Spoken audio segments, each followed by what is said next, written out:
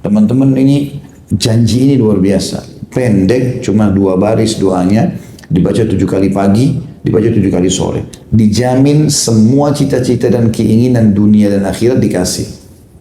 Bismillahirrahmanirrahim. Assalamualaikum warahmatullahi wabarakatuh. Alhamdulillah, tidak pernah berhenti lisan kita memuji Allah. Sebagai seorang muslim kita sangat yakin kalau Allah itu memiliki sifat yang mulia, maha melihat, maha mendengar, maha mengetahui, dan janjinya pasti benar. Karena dia telah berjanji dengan janji yang benar dalam surah Ibrahim, kekal ditilawakan orang beriman sampai hari kiamat. La in syakartum la azidannakum wa la in kafartum inna adabi lasyadid. Kalau kalian bersyukur pasti aku akan tambah nikmat, dan kalau kalian kufur maka azabku sangat pedih. Dan kalimat Alhamdulillah adalah kalimat syukur yang sebagaimana telah Allah perintahkan dalam surah Ibrahim tadi. Selanjutnya kita panjatkan salam hormat kita kepada manusia yang telah mengemban amanah dan disampaikan kepada kita apa yang Allah syariatkan, yang Allah perintahkan, yang halal dan haram. Dan manusia terbaik ini tidak meninggal dunia kecuali sudah menyampaikan semua amanah wahyu itu. Sehingga kita tidak butuh lagi panduan lain. Tidak ada agama yang perlu dianut dan jadikan sebagai panduan hidup kecuali Islam yang telah dibawa oleh manusia terbaik ini. Sebagai balas jasa, kita akan mengucapkan salam hormat kepadanya, dan selalu pengucapan ini dijadikan ibadah oleh Allah dan dibalas dengan 1 kali salam hormat dengan 10 balasan rahmat. Maka sangat wajar setelah memuji dan memuja Allah, Alhamdulillah, kalau kita selalu memanjatkan salawat dan taslim kepada Nabi besar Muhammad sallallahu alaihi wasallam. Melanjutkan pada buku kita Hisnul Muslim, atau kumpulan doa sesuai dengan Al-Quran dan Sunnah, diterjemahkan seperti itu. Dan kita sudah membaca sampai halaman 82. Doa ini mengajarkan kepada kita tentang pentingnya syukur kepada Allah Subhanahu wa Ta'ala. Allah hanya ingin kita menikmatinya dan bersyukur. Itu saja. Dan terlalu banyak nikmat Allah Subhanahu wa Ta'ala yang tidak bisa kita hitung. Dan Allah menyebutkan dalam Al-Quran itu, A'udzu billahi minasyaitonir rajim, wa in ta'uddu ni'matallahi la tuhsuha. Kalau kalian ingin menghitung nikmat Allah, maka kalian tidak akan mampu menghitungnya. Dalam sebuah riwayat disebutkan bahwasanya ada seseorang yang menyembah Allah sampai 500 tahun. Kemudian pada hari kiamat dibangkitkan oleh Allah Subhanahu wa Ta'ala. Orang ini tinggal di sebuah pulau 500 tahun ibadah. Tidak ada perbuatan maksiat yang dilakukan. Maka pada saat Allah SWT akan masukkan dia ke dalam surga, Allah berfirman kepada para malaikat, masukkan hambaku ini ke dalam surga karena rahmatku. Maka hamba tersebut mengatakan, ya Allah, amalku. Kata Allah Subhanahu wa Ta'ala, rahmatku. Maka orang ini mengulangi sampai 3 kali. Dia penasaran, kenapa dia bukan masuk surga setelah amal yang dia kerjakan 500 tahun. Tidak ada kemaksiatan. Allah tetap mengatakan, karena rahmatku. Maka setelah 3 kali orang ini mengucapkan, kata Nabi SAW, Allah pun menyuruh nimbang nikmat mata dia saja. Dipertemukan dengan amalnya yang 500 tahun itu, maka ditemukan nikmat mata saja sudah jauh lebih berat daripada amal yang dia kerjakan. Karena tanpa mata dia tidak akan merasakan ibadah itu. Begitu juga dengan nikmat-nikmat yang lain. Allah Subhanahu wa Ta'ala memberikan kita rasa saja, itu sudah sebuah nikmat yang luar biasa. Andai saja kita tidak punya rasa, teman-teman sekalian, kita tidak tahu kapan kita lapar, kapan kita kenyang. Sehingga kita tidak tahu tubuh ini kapan butuhkan nutrisi, kapan kita harus berhenti mengkonsumsi makanan. Kalau kita tidak tahu kapan kita punya rasa mules dan kapan kita harus berhenti buang air besar atau buang air kecil, maka bagaimana keadaannya? Mungkin orang akan buang air di jalanan. Atau seterusnya, rasa ngantuk, rasa senang, rasa sedih. Semua ini nikmat yang luar biasa, yang terlalu banyak. Kita kalau mau hitung satu persatu tidak akan pernah cukup. Makanan yang masuk ke dalam tubuh kita, kita tidak pernah mencampuri dan tidak pernah tahu mana yang jadi nutrisi, yang mana jadi kotoran.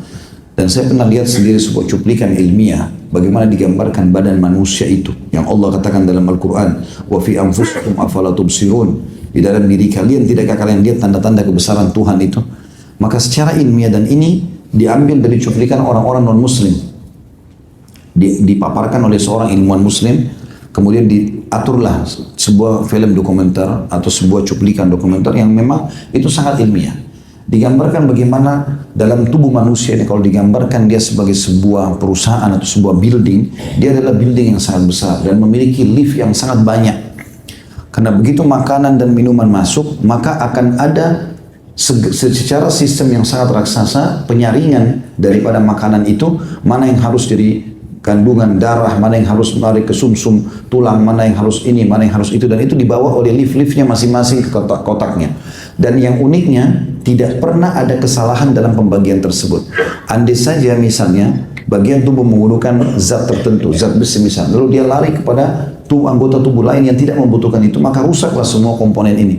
Tapi subhanallah tertata dengan begitu rapi dan tidak mengenal jenis makanan dan minuman yang masuk. Semua akan bisa tertata dengan rapi. Sampai dikatakan situ sumbu tubuh manusia memiliki sel-sel yang lebih rapi daripada pembangunan konstruksi bangunan-bangunan building besar. Jadi sangat rapi.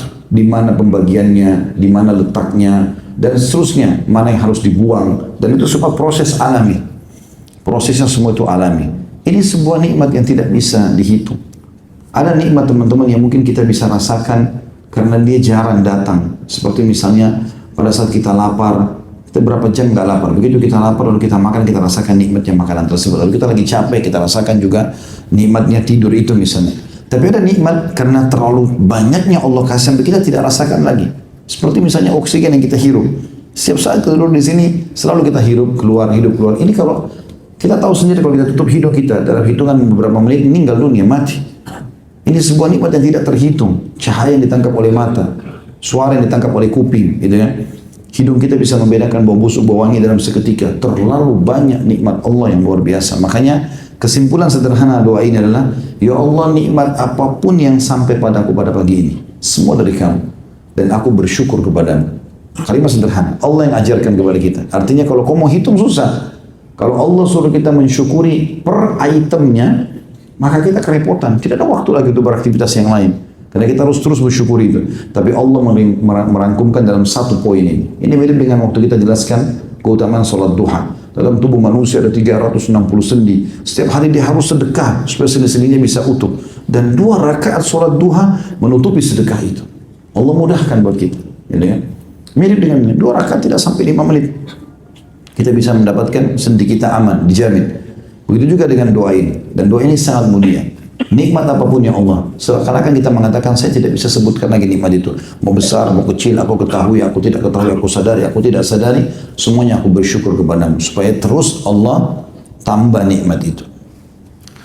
Dan pada siang ini insya Allah kita akan lanjutkan permintaan dan permohonan yang sangat luar biasa. Bagaimana agar anggota tubuh ini terjaga dari segala hal-hal yang tidak kita inginkan.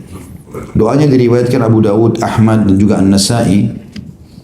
Yaitu bunyinya Nabi SAW mengajarkan Allahumma afini fi badani, Allahumma afini fi sam'i, Allahumma afini fi basari, la ilaha illa ant, Allahumma inni a'udhu bika minal kufri wal faqri, wa a'udhu bika min adhabil qabri, la ilaha illa ant.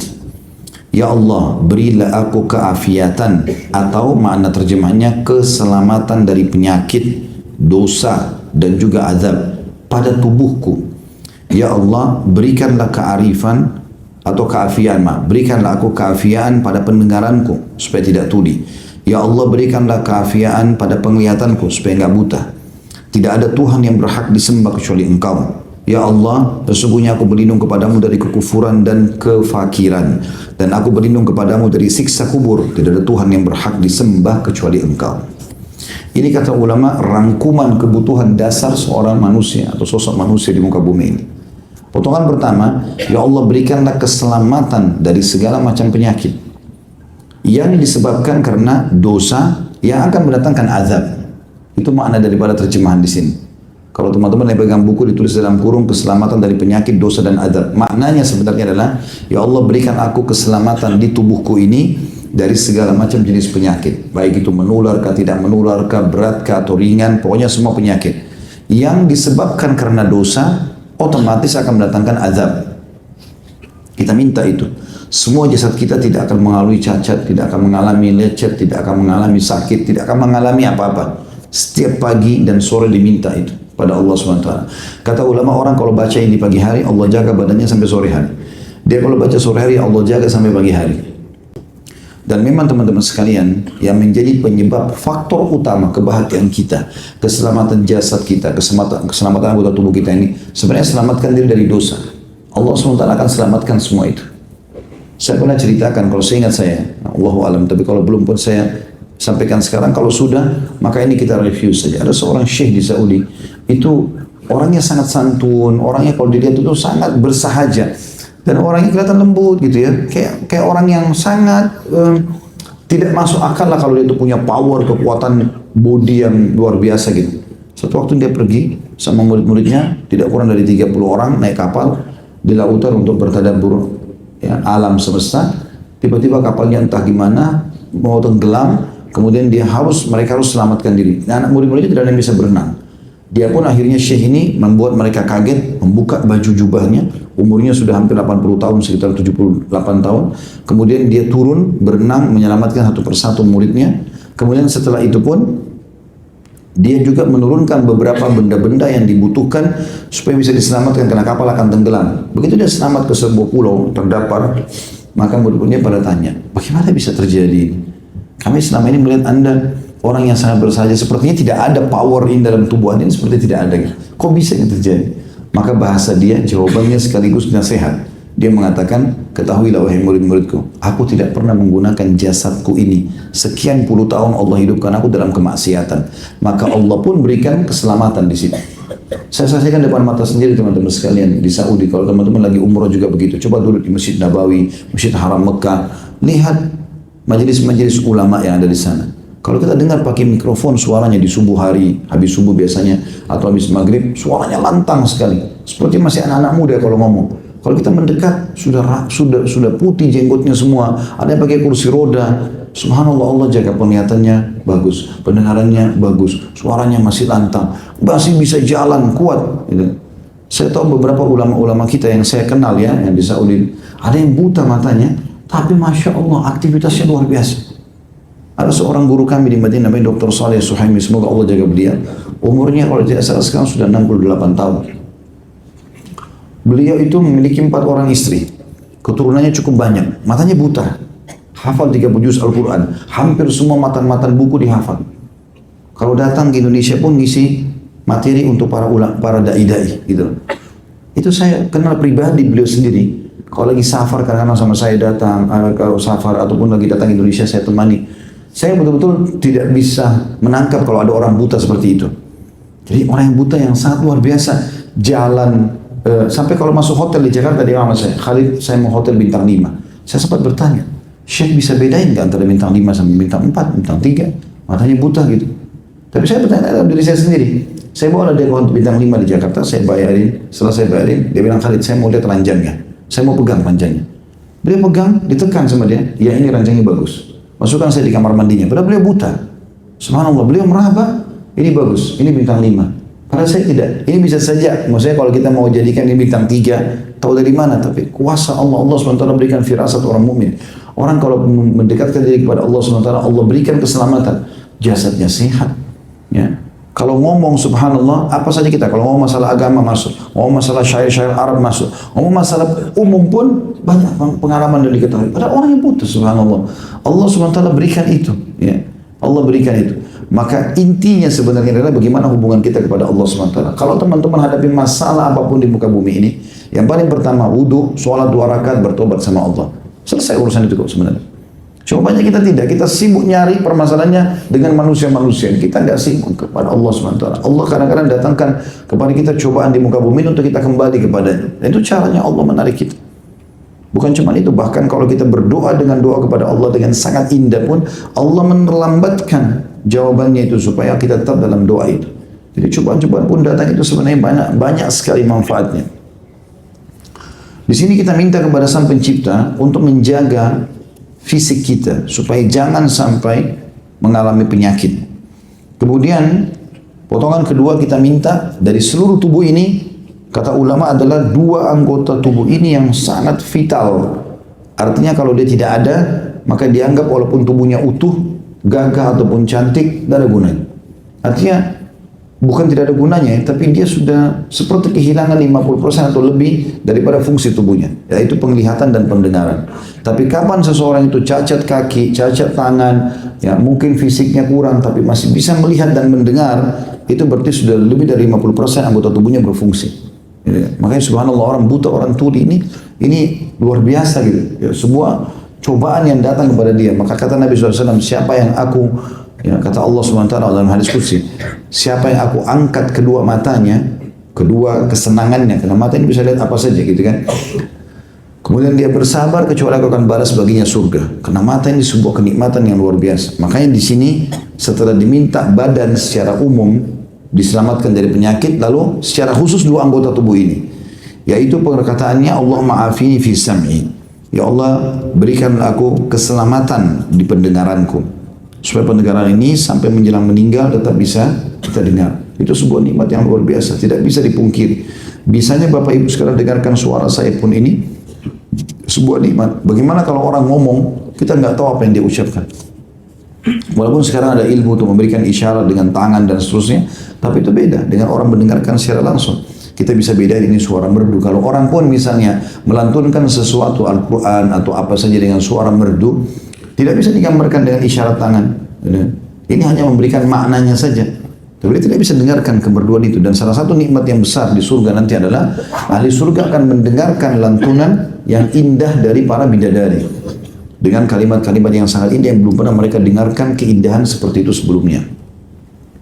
Begitu juga setelahnya, Allah ma'afini fi basari, ya Allah selamatkanlah aku di penglihatanku. Karena penglihatan sebuah nikmat yang besar. Bapak Ibu kalau tutup matanya sekarang, hitungan 5 detik saya kita tutup, lalu kita bayangkan kalau kita seperti ini, tidak bisa lihat. Orang ngomong depan kita, kita tidak tahu orang ini bagaimana mukanya, bagaimana orangnya, ya. Orang ini mau jahat atau tidak sama kita. Mata sudah bisa memberikan isyarat dari itu sebenarnya. Tapi kita tidak bisa lihat. Maka ini sebuah nikmat. Minta agar mata kita Allah pertahankan. Allah berikan kita nikmat yang sangat besar di situ. Setiap pagi dan sore. Dikatakan la ilaha illa anta, maksudnya tidak ada Tuhan yang berhak disembah kecuali Engkau. Artinya tidak ada tempat aku meminta kecuali kepada Engkau. Lalu kemudian kita minta lagi 4 atau 3 hal yang memang diperlukan juga dalam kehidupan kita, tapi tidak berhubungan dengan badan di sini. Dalam arti kata, dia memang dalam bentuk muamalah. Allahumma inni a'udzubika minal kufur. Ya Allah, jangan sampai aku di pagi hari ini menjadi orang kafir. Karena kata Nabi SAW dalam sebuah hadis, ada orang di menjelang hari kiamat nanti, sore harinya dia mukmin, pagi harinya dia kafir, atau pagi hari dia mukmin, pagi harinya dia kafir, maka sorenya dia mukmin. Dia malam hari mukmin, paginya jadi kafir, atau dia mukmin pagi hari, sorenya dia jadi kafir. Jadi orang tidak tahu kapan dia kafir. Kita bahkan kadang-kadang tidak tahu teman-teman kapan kita mengucapkan kalimat kufur.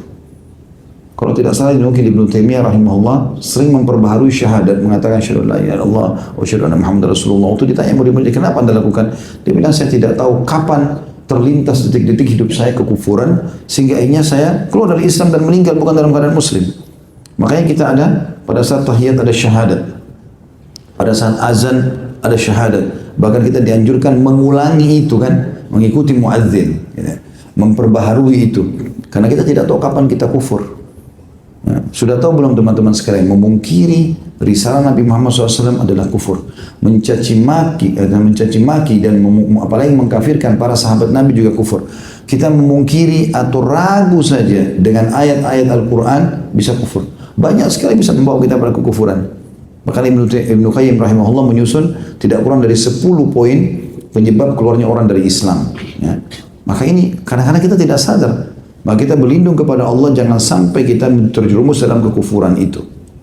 Begitu juga dengan faqr, kemiskinan. Dan ini sudah sering saya tekankan masalah itu ya. Tidak ada dalam Islam, tidak ada di kamus seorang muslim dan muslimah sifat malas, ya, vakum, pengangguran ya, kemudian putus asa, balas dendam, ini semua nggak ada dalam Islam. Tidak ada kata-kata terlambat. Sering kita sampaikan masalah itu.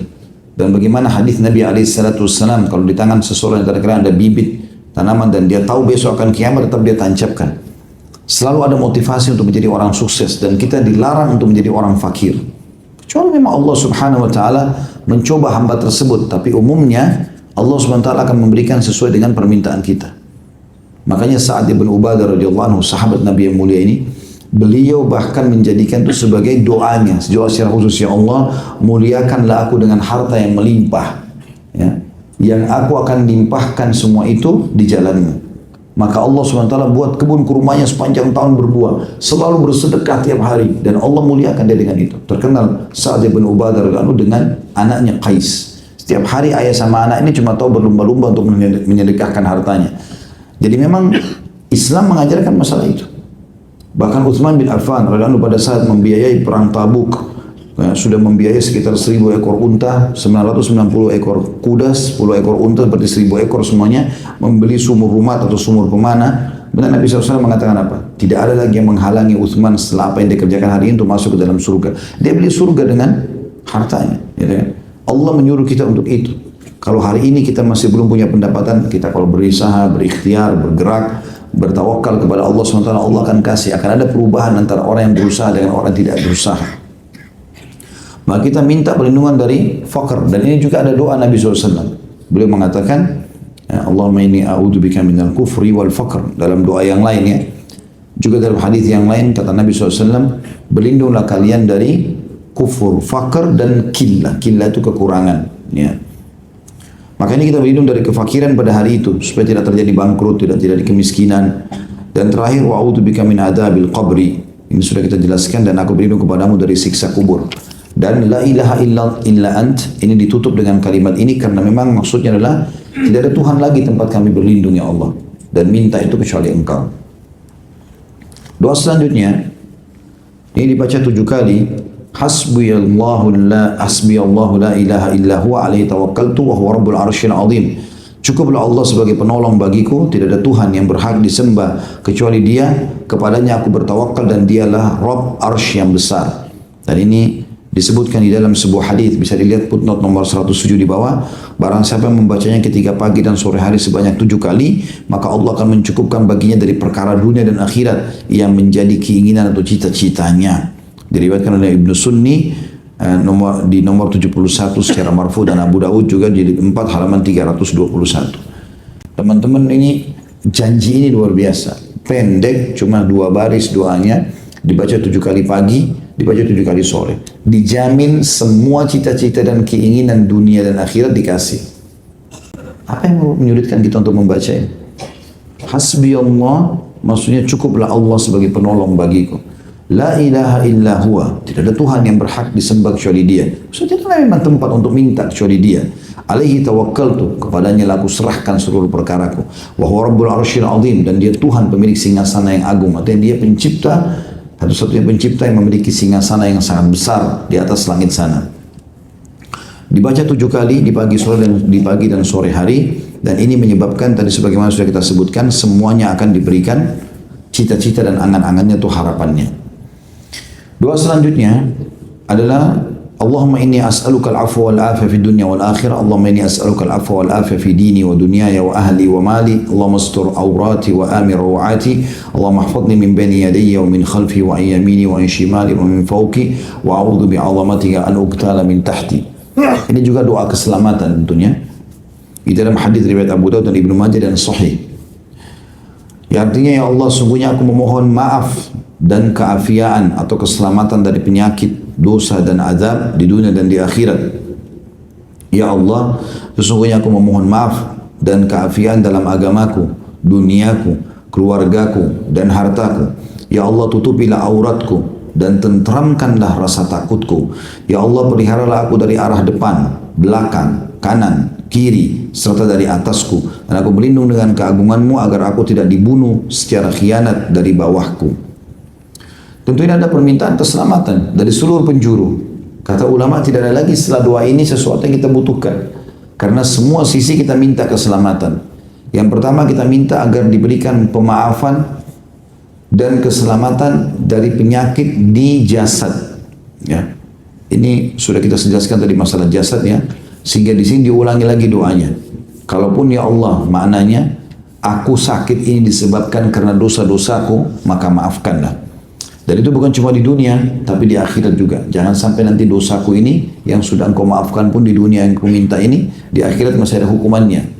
Maka dikatakan, ya Allah, sungguhnya aku memohon maaf dan keafian, keselamatan dari penyakit, dosa dan adab di dunia dan di akhirat. Lalu kita minta, ya Allah, sungguhnya aku memohon maaf dan keafian dalam agama. Jangan sampai aku menyimpang, pemahaman yang salah, berbuat hal-hal yang bid'ah ataupun syirik. yang akhirnya menjauhkan dari sunnah Nabi SAW. Urusan dunia, jangan sampai pendapatanku dunia atau namaku jadi tidak baik di dunia. Aku minta semua yang terbaik di dunia. Keluargaku, supaya diberikan istri, suami, anak yang bisa membahagiakan. Dan juga hartaku, semuanya melimpah dan tidak pernah kurang. Itu maknanya. Ya Allah, tutupilah auratku. Artinya jangan sampai ada hal-hal yang merupakan aib untukku, itu terbuka untuk umum. Tutupi semua itu ya Allah. Dan tentramkanlah rasa takutku. Artinya jangan sampai aku merasa khawatir walaupun sesaat di muka bumi ini. Semuanya diikuti dengan ketentraman dan ketenangan. Ya Allah, peliharalah aku dari arah depan.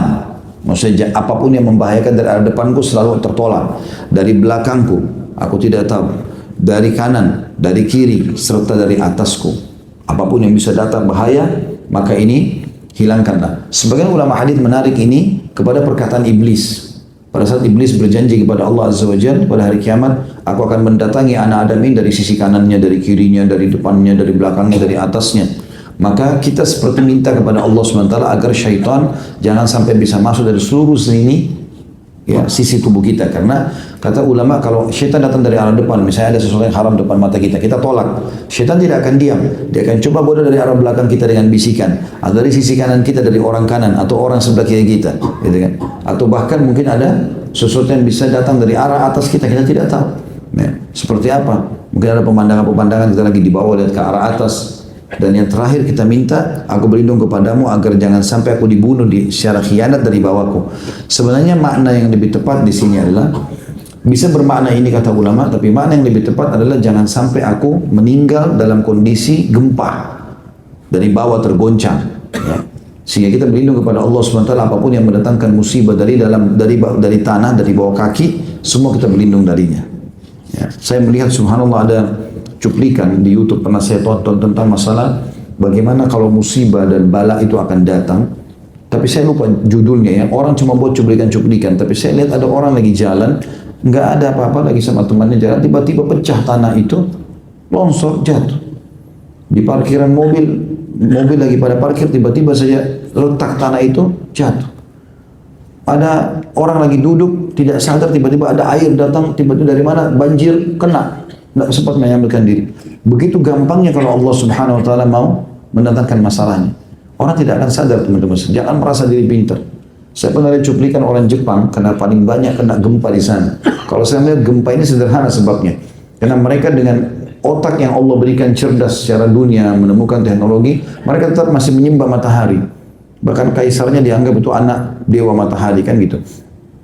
Dan patung-patung banyak di pinggir jalan. Waktu saya diundang di Jepang itu, saya tanya, orang sini sembah apa? Dia tunjuk di pinggir jalan itu ada tempat-tempat dibuat beberapa patung yang dianggap dewa-dewa mereka. Itu kotor sekali. Setahun sekali sejak mereka datang bersihkan lalu menyembah di situ. Allah SWT datangkan cobaan sama mereka supaya mereka sadar kalau itu adalah salah gitu kan. Tapi subhanallah mereka banyak sekali gempa yang datang. Dan negara di dunia paling banyak gempa kalau tidak salah di Jepang ya. Itu yang saya pernah baca penelitiannya. Nah mereka adakan sebuah karya ilmiah, dibuatlah building anti gempa. Dibuat building, dan saya lihat cuplikannya sendiri, building itu dilihat. Lalu dicobalah dengan bom, tidak runtuh, gitu kan? Tidak goyang bangunan itu. Maka mereka berharap itu yang bisa nanti dipakai di Jepang, disebarluaskan supaya kalau ada gempa tidak mudah runtuh, gitu kan? Ternyata subhanallah pada saat terjadi musim hujan, gempa terjadi, yang paling pertama hancur justru building itu. Kita akan cuplikan lihat bagaimana kuasa Allah Subhanahu Wa Taala. Jadi jangan merasa aman dengan siksaan Allah. Makanya kita dengan membaca ini, doa ini, satu kali pagi dan satu kali sore, kita sudah diamankan dari semua sisi kita. Dari depan, dari belakang, dari samping, kanan, kiri, atas, bawah, semuanya aman. Apa susahnya baca ini? Ya, bagi teman-teman yang belum hafal, kalau belum hafal pun bawa bukunya. Buku ini kan buku kecil, buku saku, dan kemarin sudah sempat dibagikan, dibaca, dilihat. Kalau nggak sempat punya, yang masih punya buku bisa difoto, bisa sekarang di-download juga, zikir pagi petang kan ada. Ya, dan seterusnya. Ya. Ini harus dijaga doa ini tentunya. Kemudian yang terakhir teman-teman sekalian, yaitu doa yang mulia juga. Allahumma alimul ghaibi wasyahada fatiras samawati wal ard rabba kulli syai'in wa malikul asyhadu an la ilaha illa anta a'udzu bika min syarri nafsi wa min syarri syaitani wa syirki wa an aktarifa ala nafsi su'an aw ajruhu ila muslim. Hadis ini hadis sahih riwayatkan Tirmidzi dan Abu Daud. Yang artinya ya Allah yang maha mengetahui yang gaib dan yang nyata. Tuhan pencipta langit dan bumi. Tuhan yang menguasai segala sesuatu dan menjadi rajanya. Aku bersaksi bahwasanya tidak ada Tuhan yang berhak disembah kecuali Engkau. Aku berlindung kepadamu, M-nya besar kata ganti Allah, dari keburukan diriku dan dari keburukan syaitan dan kesyirikannya atau yang dibisikkannya. Dan aku berlindung kepadamu dari berbuat kejelekan terhadap diriku sendiri atau menularkannya kepada seorang muslim. Ini juga permulaan hari yang sangat baik kalau seorang muslim membacanya tentunya. Dan ini dibaca satu kali pagi dan satu kali sore. Artinya bisa kita ambil beberapa manfaat sini. Ya Allah yang mengetahui yang gaib dan yang nyata. Maksudnya kita seakan-akan mengatakan aku tidak tahu yang gaib ya Allah. Nyata pun depan mata tidak semua aku bisa lihat. Maka Engkau yang mengetahui itu. Tuhan pencipta langit dan bumi. Apapun yang ada di langit sana, apapun yang ada di bumi Engkau penciptanya. Dan cipta artinya dari tidak ada menjadi ada. Tuhan yang menguasai segala sesuatu dan menjadi rajanya. Semua ini hanya Engkau rajanya ya Allah. Tidak ada pemilik kecuali Engkau. Ini ikrar tauhid. Aku bersaksi bahwasanya tidak ada Tuhan yang berhak disembah kecuali Engkau. Aku berlindung karena semua itu adalah hak milikmu, maka aku berlindung kepadamu dari keburukan diriku. Ini permohonannya.